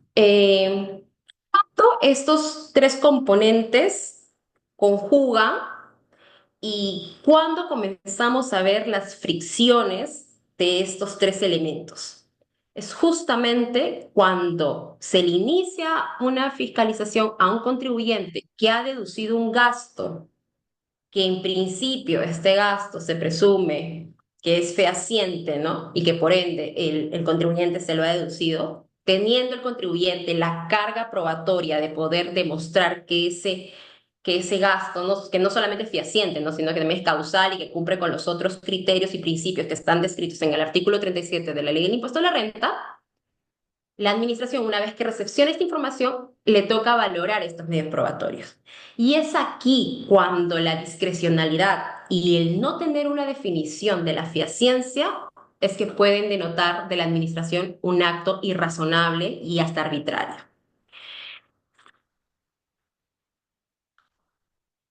Aquí tengo algo más sobre fiaciencia.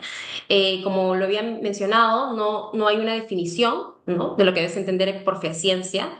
No obstante, el Tribunal Fiscal ha dado, a través de sus informes, jurisprudencias, una serie de características, ¿no?, que también lo ha desarrollado de manera excelente, Luis, y voy a pasarlo de manera muy rápida. En el primer bloque de resolución del Tribunal Fiscal, la administración dice que no basta con contar con los comprobantes de pago, ¿no?, para demostrar que la operación se llevó a cabo, sino que los contribuyentes deberán tener al menos un mínimo nivel indispensable de elementos de prueba que acrediten que los comprobantes de pago sustentan operaciones reales.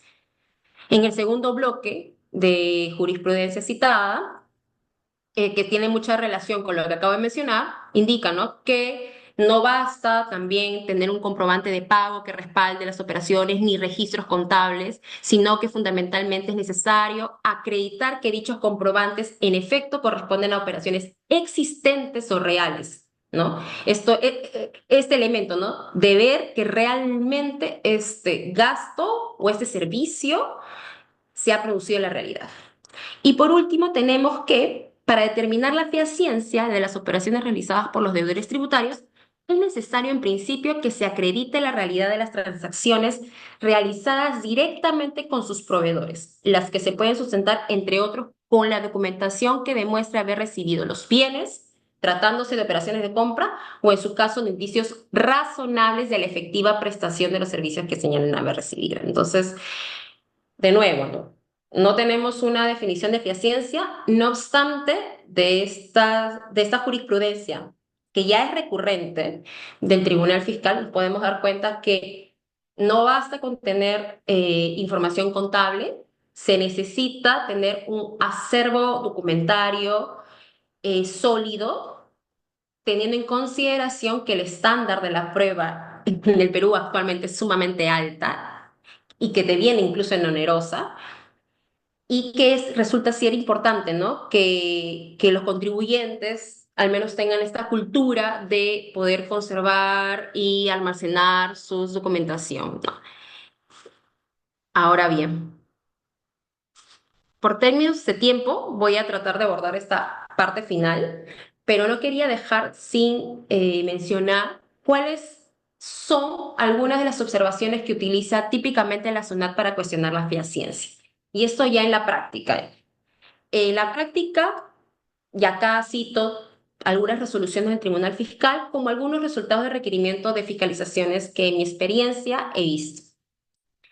Uno de las típicas observaciones es el incumplimiento de una obligación formal pactada en el contrato, ¿no? Y esto principalmente lo he visto en la prestación de servicios, ¿no? ¿Qué es lo que ocurre? Usualmente los contribuyentes o las partes ante la prestación de un servicio pactan un contrato. En este contrato se establece, bueno, se identifican a las partes, se establece el objeto, pero se establecen una serie de obligaciones para ambas partes, como por ejemplo, comunicaciones por la prestación de servicio, inspecciones, generación de entregables. Es decir, una serie de obligaciones que en la gran mayoría de casos no se cumplen. Entonces, ¿qué hace la administración cuando fiscaliza estos servicios? Agarra el contrato y dice, a ver, el servicio incluía que, por ejemplo, se genere ese entregable en este periodo. Lo debía hacer tal área. Cuando el contribuyente envía la documentación que supuestamente sustenta la prestación de ese servicio, no está, ¿no? O muchas veces la documentación que tiene el contribuyente no conversa con lo que dice el contrato. Y es lo que ocurre en esta RTF del 2016. Aquí se analiza el caso de un contribuyente que celebra un contrato con la Municipalidad Provincial de Piura para la ejecución de la obra Mejoramiento Integral del Sistema de Alcantarillado. Aquí la SUNAT repara el gasto. ¿Por qué? Porque dice que dicha ejecución no fue realizada íntegramente por el contribuyente mismo, sino que recurrió a la subcontratación de una tercera empresa, ¿no? En síntesis, tenemos a la municipalidad y al contribuyente. Este contribuyente asumió la obligación de poder ir a cabo la ejecución de esta obra, no obstante, no la ejecutó principalmente él, sino subcontrató a esta empresa. Como esa subcontratación no estaba pactada en el contrato, SUNAT le dice, tú no tenías la autorización para subcontratar, entonces, por ende, tu gasto no es fehaciente porque estás incumpliendo tu contrato. ¿Qué es lo que dijo el Tribunal Fiscal? El Tribunal Fiscal termina fallando a favor del contribuyente y concluye, ¿no?, que no se puede desconocer la realidad de las operaciones por el simple hecho que se incumplieron obligaciones contractuales como la de no contar con una autorización para subcontratar. Ahora, uno podría pensar que esta opinión puede ser un poco vetusta, ¿no? Pero no es así. Actualmente la SUNAT mantiene ese criterio. Yo estoy ahorita viendo una fiscalización a un contribuyente que recibió un servicio de procesamiento de datos de su parte vinculada. Igualmente, SUNAT me está pidiendo acreditar la fehaciencia de este gasto. Si bien es cierto, la fiscalización sigue en curso, ya hemos tenido algunos resultados de requerimiento, ¿no? Y la administración lo que ha hecho para evidenciar este servicio, que sea de paso, hemos concordado que de acuerdo a la naturaleza del servicio no van a exhibir entregables o informes físicos, lo que está haciendo SUNAT para poder tratar de cuestionar este gasto es justamente recurrir al contrato y ver, por ejemplo, si en el contrato se pactó que producto de la prestación de servicio iban a haber ciertas inspecciones, ya sean las instalaciones del proveedor, lo que quiere es que justamente se acredite que existieron esas inspecciones. ¿Quiénes fueron, qué personal fue el que acudió a esas inspecciones? Las tarjetas de acceso. Es decir, lo que busca de alguna u otra forma SUNAT es discriminar todas las obligaciones que se encuentran en los contratos para poder decir esto, en otras palabras, esto es lo que has debido de hacer porque es según lo que tu contrato dice y no lo has cumplido. Entonces, por ende, para mí este gasto o este servicio no se prestó y por ende este gasto no es fehaciente. Luego, también tenemos estas otras observaciones. Tenemos estas otras observaciones, siendo una de ellas, por ejemplo, la típica del no cumplimiento del requisito de fecha cierta, ¿no? Eh, ya es algo muy recurrente que la administración, tanto en sus fiscalizaciones, incluso en sus cartas inductivas y en todos los actos administrativos que usa para poder controlar la obligación tributaria, pide y exige que, en específico, sobre todo los contratos tengan fecha cierta, ¿no? Y aquí también cito otra fiscalización en la cual eh, se brinda un informe legal para poder sustentar la deducibilidad de determinado gasto. No obstante, la administración no valora este documento porque uno había sido elaborado había sido elaborado por el contribuyente, pero que tampoco no tenía ninguna suscripción del emisor, por lo que dice que ese documento no es de fecha cierta y por tanto no se acredita fehacientemente lo señalado en el contenido del mismo, ¿no?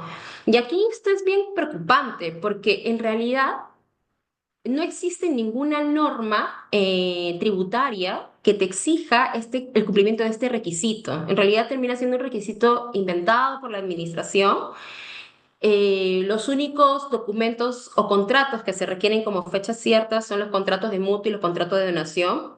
No obstante, ese no es el parecer de la administración y este también es una observación recurrente por parte de para poder desconocer la prestación del servicio. No sé si todavía me queda tiempo, no sé cómo voy, no me quiero exceder. Sí, doctora, le quedan 5 minutos para luego pasar a la siguiente etapa. Entonces finalizo con una observación más. Otra típica observación es que, y se está volviendo más recurrente con esta guía de fehacienza que ha sacado la administración, ¿no? Y que ha ido actualizando con el transcurso del tiempo, y es que la administración ahora lo que está buscando es que se le acredite la prestación del servicio antes, durante y de manera posterior, ¿no? Y aquí lo podemos ver también en otra fiscalización de la que fui parte, donde menciona que si bien se cuenta con los correos y archivos donde se aprecian agendas, programación, planillas, brief, análisis, no obstante, dada toda esta información, no se sustenta la prestación efectiva del servicio de producción del proveedor. ¿Por qué? Porque estos documentos que acabo de citar es porque están referidos a coordinaciones previas o entregables finales. Y no se demuestra a través de ellos el proceso intermedio sustentado en la realización de las acciones necesarias por parte del proveedor para la obtención de los entregables. En otras palabras, lo que nos está diciendo la administración es que ahora no basta con que yo tenga agendas, cuadros, sino que ahora me pide que tenga toda la trazabilidad de la operación, ¿no? Lo cual a veces termina siendo oneroso y complicado, sobre todo para aquellos contribuyentes que recién inician operaciones. O sea, desde luego, este tipo de requerimientos podría entenderse incluso con determinados matices a grandes contribuyentes, ¿no? Que quizás tienen mucho tiempo en el mercado, que ya tienen unas políticas de debida diligencia, que tienen procedimientos establecidos, ¿no? Pero a contribuyentes pequeños termina siendo un poco preocupante estos requerimientos, ¿no? Bueno, no me quiero exceder el tiempo. Ya con la discusión creo que podríamos abordar un poco más. Te cedo la palabra, Jennifer.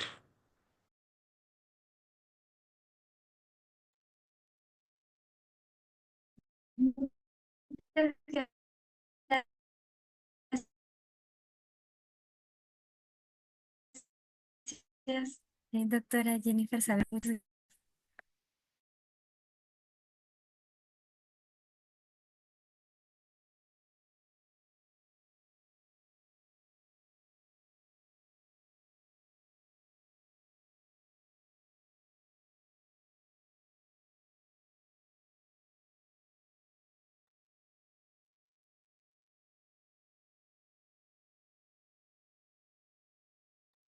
A continuación, pasa a la conversación y discusión.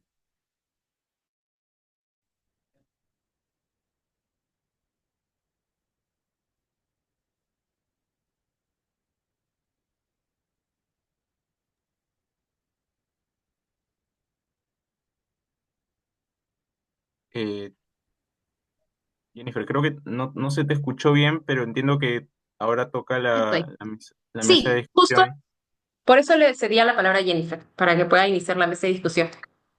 Creo, creo que, creo que podemos empezar, no sé si estás de acuerdo, Jennifer, con responderle algunas preguntas que están en el chat.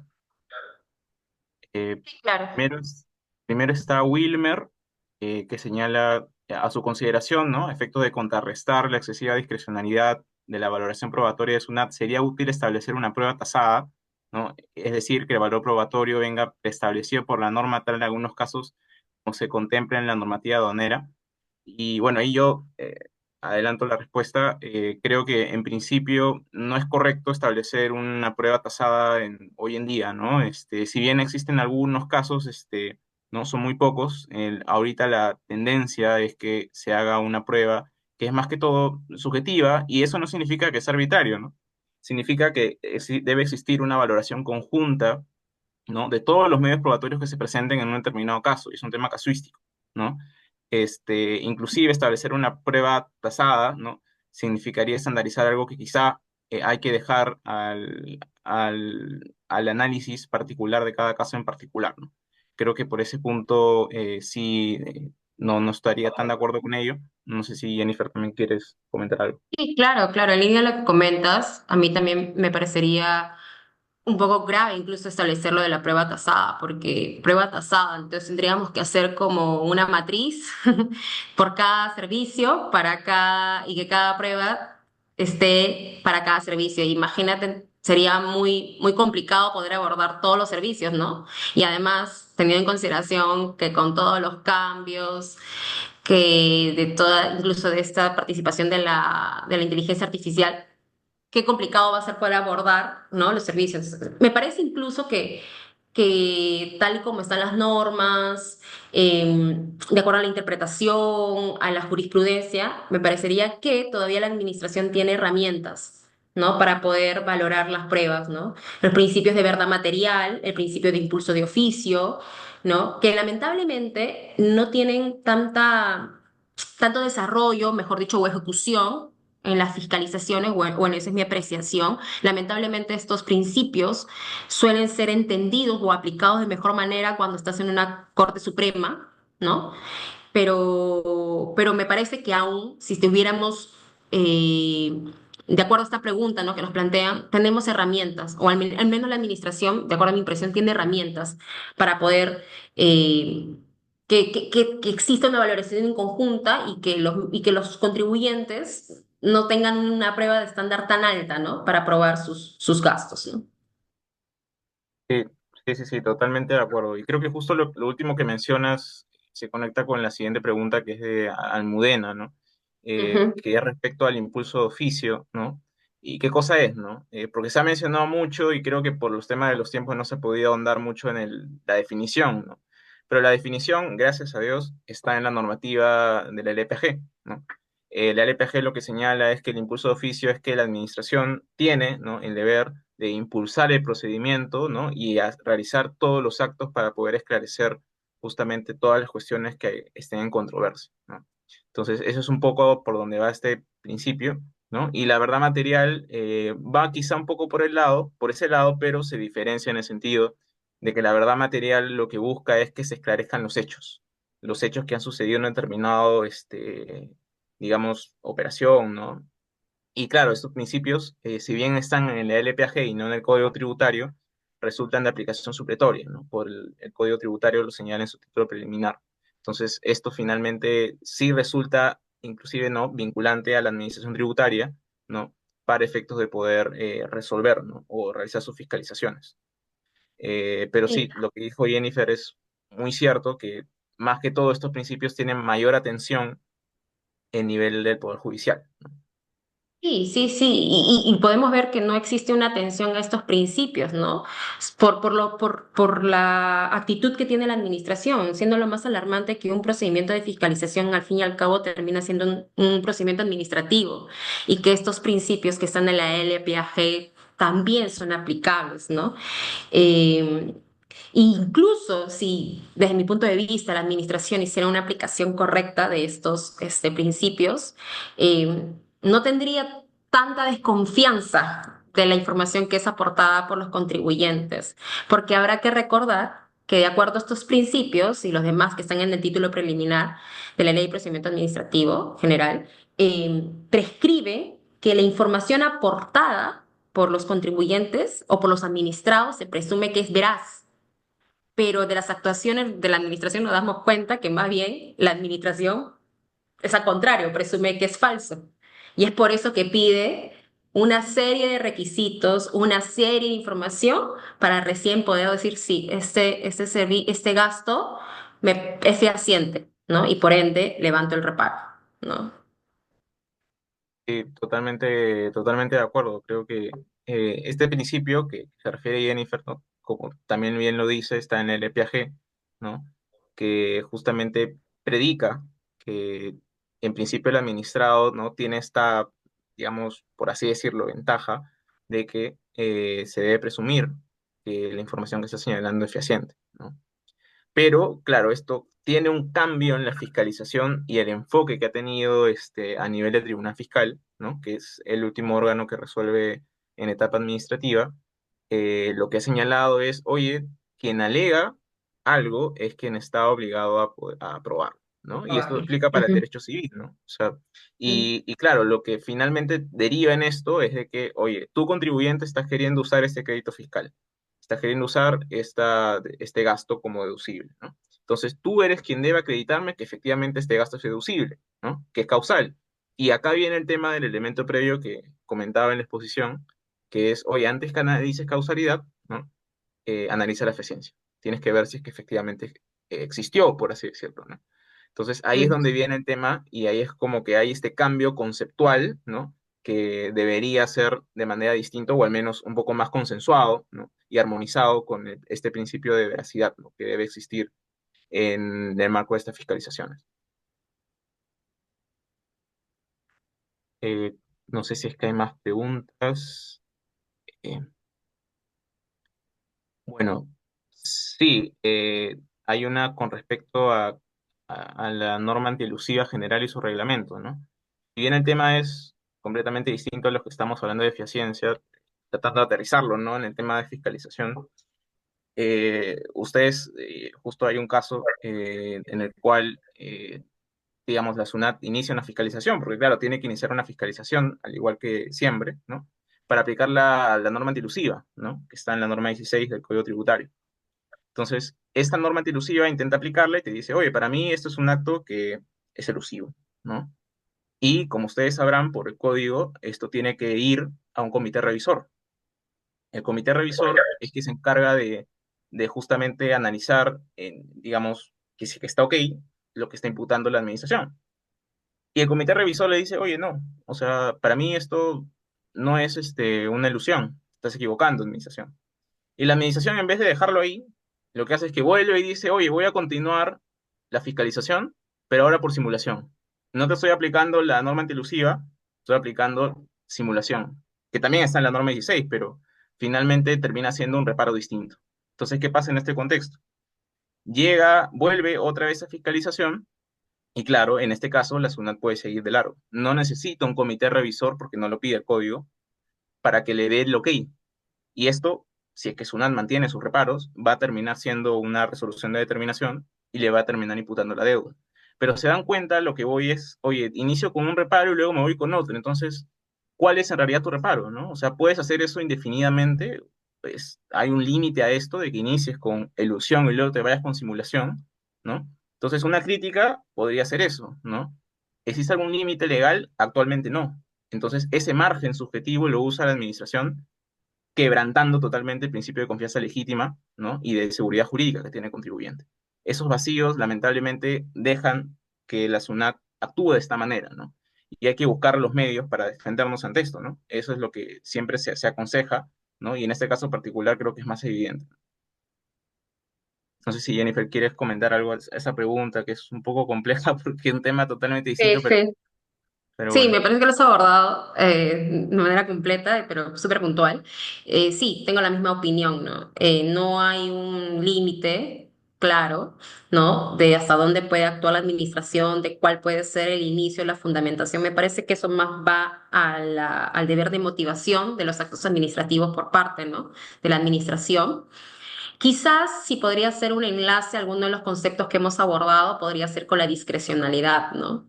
No está definida, pero como lo expuse, estamos en un Estado constitucional de derecho, donde, si bien es cierto, la administración tiene prerrogativas, pero también tiene límites, ¿no? Y los límites y garantías son los derechos de los administrados, los principios constitucionales que son plenamente aplicables, ¿no? Sería eso. Bueno, sí, totalmente de acuerdo. Creo que también hay otra pregunta de Jennifer Ramos. eh, Señala que en qué medida el uso reiterado del argumento de falta de eficiencia por parte de SUNAT para descartar pruebas documentales sin una contrastación razonable ni un acto de fiscalización efectiva, ¿no? Constituye un ejercicio irregular, ¿no? De la función administrativa y afecta a los principios de razonabilidad, buena fe y debido procedimiento, ¿no? Creo que es válido que SUNAT haga los reparos por falta de eficiencia, ¿no? O sea, en principio puede hacerlo, pero el tema es si es que lo sustenta de manera correcta, ¿no? Entonces, si es que, claro, tú tienes muchísimas pruebas, ¿no? Que tú presentas y te las descarta porque dice, oye, esto no me acredita eficiencia, no te genera nada, ¿no? Entonces, ¿qué hago en ese punto, no? Hay que ir a los principios que son más fundamentales en el tema probatorio, ¿no? Que es la unidad de la prueba, ¿no? La unidad de la prueba significa, oye, si tú me vas descartando una por una, en realidad no estás haciendo un análisis global y armonizado de todas las pruebas que te estoy presentando, sino que estás analizando una por una. Porque ya la Corte Suprema en bastantes pronunciamientos ha dicho, oye, la prueba tiene que analizarse de manera conjunta, ¿no? No puedes ir una por una, sino que tienes que evaluarlo de manera conjunta todo lo que está presentando, en este caso, el contribuyente, ¿no? Entonces, eso claramente quebranta también el principio de razonabilidad, ¿no? Si es que no hay un buen sustento, el principio de buena fe en el sentido de que no se cree de por sí que el contribuyente esté presentando información o operaciones que son ciertas, ¿no? Entonces, claramente tiene que haber un debido sustento, ¿no? Pero también los contribuyentes tienen que muchas veces buscar las formas de poder defenderse ante esto, ¿no? Ante ya no es propiamente una discrecionalidad, sino eso ya pasaría a ser más arbitrario, ¿no? Claro, y en línea a lo que comentas, sí, ¿no? Si esta falta de eficiencia o el argumento de falta de eficiencia no es bien justificado por la administración, que es lo que usualmente vemos, puede rozar a la arbitrariedad y por ende, ¿no? Constituir una desviación del ejercicio regular de la función administrativa, ¿no? Lamentablemente, vuelvo a repetir, ¿no? La eficiencia es un concepto que, si bien tiene un amplio desarrollo jurisprudencial, los límites o hasta dónde el margen de actuación e incluso hasta qué nivel de estándar probatorio debería cumplir el contribuyente para poder decir, ya sustenté la eficiencia de mi gasto, es complicado, ¿no? Y esto me recuerda a un caso que también vi, ¿no? De una empresa constructora que había adquirido la licencia del uso de un software. Una empresa constructora que tiene varios años en mercado, es muy conocida. Y SUNAT, para aceptar el gasto, pidió una serie de información al contribuyente, ¿no? Como por ejemplo, órdenes de compra, contrato, el contrato de licencia, la factura, los pagos al proveedor. Pero ni así la administración quiso aceptar el gasto, ¿no? Y exigía, ya, en una segunda parte de la fiscalización, la verificación del uso efectivo del software. Entonces, el contribuyente, ante esa solicitud, lo que hizo es, recuerdo bien, presentar documentos como, por ejemplo, reportes internos del software, capturas de pantalla, registros de uso. ¿Qué hizo la SUNAT? Los rechazó. ¿Por qué? Porque era documentación que había sido elaborada, elaboración interna del contribuyente, ¿no? El resultado terminó reparando el gasto, la etapa de apelación, de reclamo, apelación, ahorita se encuentra en Corte Suprema, ¿no? Y es complicado porque si no llega a ganar el caso en Corte Suprema, vamos a tener el panorama de que el contribuyente no dedujo el gasto legítimo, va a tener que tributar por una renta artificial, y si no está en condiciones de pagar, van a terminar embargando los bienes porque actualmente la empresa no se encuentra en una buena situación financiera. Entonces, si nosotros hacemos un recuento de cuán perjudicial puede ser este uso arbitrario de la falta de eficiencia, en verdad termina siendo preocupante, ¿no? ¿No? Y bueno, sí, eso sería por mi parte. Eh, sí, bueno, o sea, sí pasa muchas veces que finalmente la SUNAT no termina por satisfacerse, por así ponerlo en términos coloquiales, ¿no? Y claro, porque siempre volteamos a decir, oye, qué es lo que yo tengo que presentar, ¿no? O sea, qué cosas presento yo ahora y claro, luego podría presentar, ¿no? En base a los requerimientos que se emiten en las fiscalizaciones, ¿no? Normalmente la SUNAT te pide la documentación, pero a veces se exacerba de su facultad, te pide cuestiones que en realidad son muy difíciles de encontrar, ¿no? Entonces, en este contexto es que justo para ahondar, creo que también podemos darle una vuelta a la moneda y decir, oye, acá no soy el único que tengo que hacer las cosas. Claro, yo soy quien tengo las operaciones, tengo la documentación, sí, pero tú también puedes hacer cruces de información, ¿no? Y de repente por el tiempo no pude abordarlo mucho, pero aprovecho. Ujú, Y básicamente el cruce de información significa que SUNAT vaya a los proveedores de los que justamente está observando las operaciones y decirle, oye, yo tengo acá un contribuyente que estoy fiscalizando. ¿Tienes información al respecto de esta operación? Dame esta documentación, dame esto, ¿no? Entonces, como que ahí SUNAT tiene una actuación más activa y no tanto pasiva, ¿no? Y no es que el contribuyente se quede cruzado de brazos, sino que en realidad es una activación conjunta, ¿no? Tanto de SUNAT como de parte del contribuyente. Y finalmente esto en realidad colabora con la verdad material porque el contribuyente sí puede, así, ¿no? No es tener toda la documentación que sustenta SUNAT, sino que también SUNAT puede obtenerla de otros medios.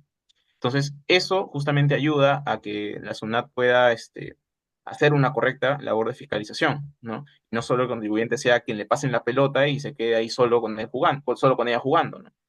Entonces, ese creo que es un punto importante que hay que tomar en cuenta y justo ahorita creo que han hecho otra consulta, ¿no? Dice, es legítimo que la SUNAT invoque la supuesta falta de eficiencia de documentos presentados por el contribuyente, mientras ella misma no sustenta con igual rigurosidad la existencia de hechos generadores de tributo e incurriendo en una aplicación simétrica de la verdad material. Y creo que va muy ligado a lo que estaba diciendo, ¿no?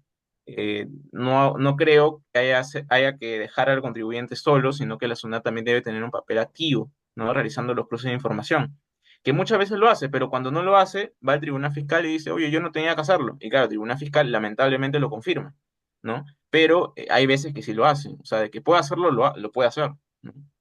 Pero lo hace en realidad de manera, en algunos casos, ¿no? Inclusive diría de manera indiferenciada, ¿no? No existe un criterio, digamos, permanente al respecto, ¿no? Pero sí lo puede hacer y creo que es importante que lo haga, ¿no?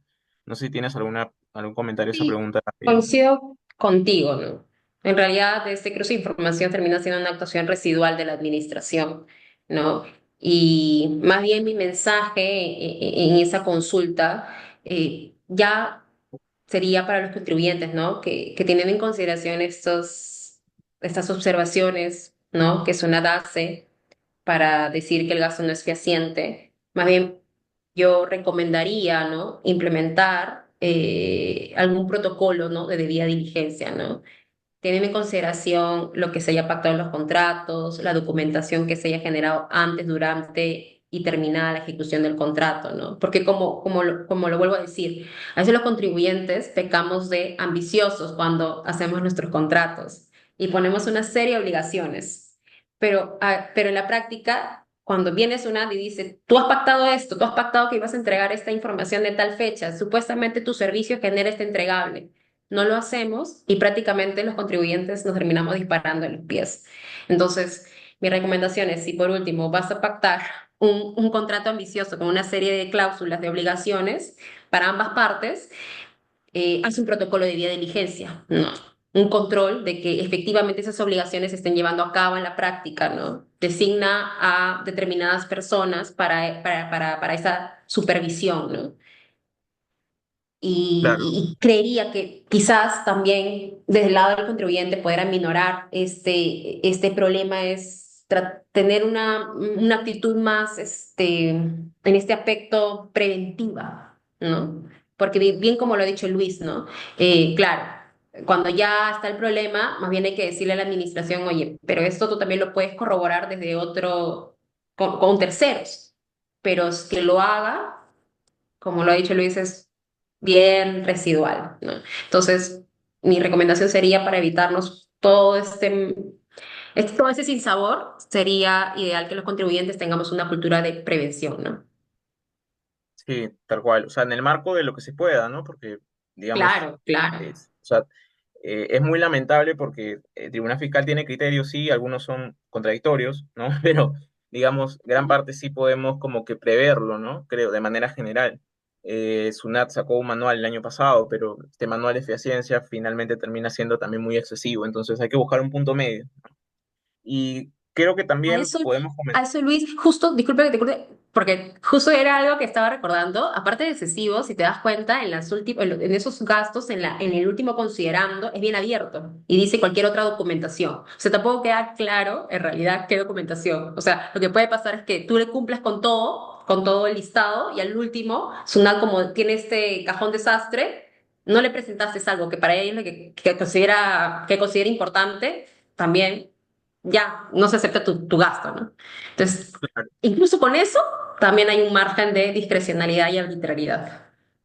Sí, totalmente. O sea, porque recordemos que este manual no es un informe, ¿no? O sea, los informes por código son vinculantes, ¿no? Para la SUNAT. O sea, ahí puedes, digamos, estrategizar distintas formas, como por ejemplo duplicidad de criterio, ¿no? Podrías decir, oye, ¿sabes qué? Acá en este informe me está diciendo tal cosa, pero luego en la fiscalización me dices otra, ¿no? Ahí puedes salvarte por las multas y los intereses, ¿no? Pero cuando se trata de un manual que ni siquiera tiene esa vinculatoriedad, queda un poco flojo, ¿no? Porque el fiscalizador bien te podría decir, oye, ese manual es un manual, o sea, está publicado, pero Ella es no algo, es un... no me es vinculante, tal Claro, cual. Sí. correcto. Y solo para abordar, a ver también esta pregunta de Wilmer, que creo que ya por el tiempo va a tener que ser la última. eh, el Tribunal Fiscal debería efectuar la prueba de oficio en el marco del procedimiento de fehaciencia. Y esta es una pregunta muy interesante y creo que es un poco compleja, ¿ya? Porque en principio, digamos, ya la Corte Suprema, como lo mencioné en mi exposición, ha establecido que sí, que en virtud del impulso de oficio, ¿no? La verdad material, los órganos administrativos deberían tener, ¿no? La capacidad de poder impulsar, ¿no? Pruebas de oficio, ¿no? Entonces, en principio esto es correcto, o sea, el Tribunal Fiscal sí debería, ¿no? Efectuar pruebas de oficio, ¿no? Si es que le es pertinente hacerlo, ¿no? Incluso he visto casos en los cuales el Tribunal Fiscal señala, oye, hay que oficiar a tal entidad, ¿no? Oye, SUNAT, remíteme esta información, ¿no? Porque a veces SUNAT ni siquiera remite toda la información, ¿no? Entonces, ahora, que lo haga propiamente el Tribunal Fiscal es muy complicado, pero puede ordenar a la SUNAT que sí sustente de manera mejor y que realice de repente pruebas y analice estas, ¿no? De manera correcta, ¿no? Pero ahora, este pronunciamiento de la Corte Suprema, ¿no? Que en realidad me parece muy correcto, termina siendo un precedente vinculante, ¿no? Pero el Tribunal Fiscal en muchas resoluciones ha señalado que las casaciones, inclusive, que son precedente vinculante, no les son vinculantes, porque solo son vinculantes a los órganos jurisdiccionales. ¿Y por qué? Por la ley, porque la ley de orgánica del Poder Judicial señala que las casaciones son vinculantes a los órganos jurisdiccionales. Y el Tribunal Fiscal dice, oye, yo no soy órgano jurisdiccional, soy órgano administrativo. Entonces, ese es un punto que sí también es cierto a nivel teórico, a nivel de Poder Judicial, podrías tener la razón, que el Tribunal Fiscal debería, ¿no? Poder inclusive ordenar por los oficios, pero a nivel práctico es muy probable que el Tribunal Fiscal no lo haga, porque como ya señalé, su postura es que no es vinculante, ¿no? Sí, coincido contigo, Luis. Y ya para finalizar, ¿no? Recomendaciones, ¿no? Para poder sintetizar un poco lo que hemos abordado tanto Luis como yo. Cuando pacten sus contratos, sean realistas, ¿no? Y si van a poner una serie de obligaciones, activen un protocolo de vía diligencia. Es importante también guardar documentación que acredite antes, el durante y luego de la ejecución del servicio, si el servicio ya no se sigue prestando, ¿no? Si nuestro servicio consiste en la entrega de entregables, de informes, lo preferible es que estos informes sean suscritos por las partes involucradas, que exista un registro del personal involucrado, ¿no? Que se encuentre visado por ambas partes. La legalización de documentos, si bien es cierto, no es un requisito establecido legalmente, no obstante, es un típico argumento que usa la SUNAT, la recomendación, legalizar los contratos, ¿no? En otras palabras, mantener un backup ordenado, ¿no? De la documentación que genera la prestación del servicio, ¿no? Y por finalizar, si a esto le sumas que incluso la prestación del servicio cuenta con información generada por terceros, con mucha más razón creería que tenemos o estamos mejor posicionados para poder acreditar la eficiencia del gasto ante una eventual fiscalización. Gracias. Por mi parte, de manera breve, agrego a las conclusiones que han estado perfectas de Jennifer. Creo que también es importante que se pueda, ¿no?, mantener un nivel probatorio, ¿no?, adecuado, pero depende de cada operación, ¿no? O sea, siempre hay que tratar de no generalizar, porque muchas veces hay documentos específicos que sí son necesarios para una determinada operación y muchas veces están en el contrato, pero también a veces generan, o sea, se generan propiamente de la naturaleza de la prestación que se está haciendo, ¿no? Y claro, en el caso de amortizaciones, ¿no? En el caso de depreciaciones, que probablemente sí mantengan un plazo más digamos, amplio que lo normal, que son los 5 años o la prescripción de tributo, sí, la recomendación es mantener la documentación, ¿no? Porque la SUNAT muchas veces va al 10.º año, probablemente ya haya prescrito el tributo, o ya han pasado los 5 años que tienes para conservar la información, ¿no? Y ahí recién te lo va a pedir. O sea, por eso es que siempre la recomendación en ese caso específico es esa, ¿no? Que pasa sobre todo con empresas mineras. Eso es todo por mi parte. Espero que le haya servido mucho la charla y también muchas gracias a Jennifer por haber compartido este espacio. Estimados doctores, agradecemos por su excelencia ponencia. Todo lo que nos han expuesto ha sido sumamente enriquecedor y la exposición eh, de sus posiciones y experiencias ha apoyado en el crecimiento intelectual de todos los presentes. Anhelamos que sigan fundamentando las bases de la Academia Tributaria. Ha sido un placer contar con su presencia bueno, esta noche. Esperemos poder colaborar con ustedes en el futuro y les deseamos una excelente noche. Por motivos de fuerza mayor, la cuarta ponencia de esta noche no podrá ser presentada, más buscaremos presentarlas en un futuro evento. A nombre del equipo de Derecho Tributario, agradecemos a todos y todas los y las exponentes que nos acompañaron el día de hoy, así como a todos los asistentes por su presencia y preguntas. De esta forma, damos por finalizada la segunda fecha del evento Fiscalización Tributaria, Principio de Razonabilidad y Estrategia de Defensa. Los esperamos el día de mañana a las 5:30 p.m. para seguir con la última fecha del evento. Muchas gracias por asistir y que tengan un excelente día.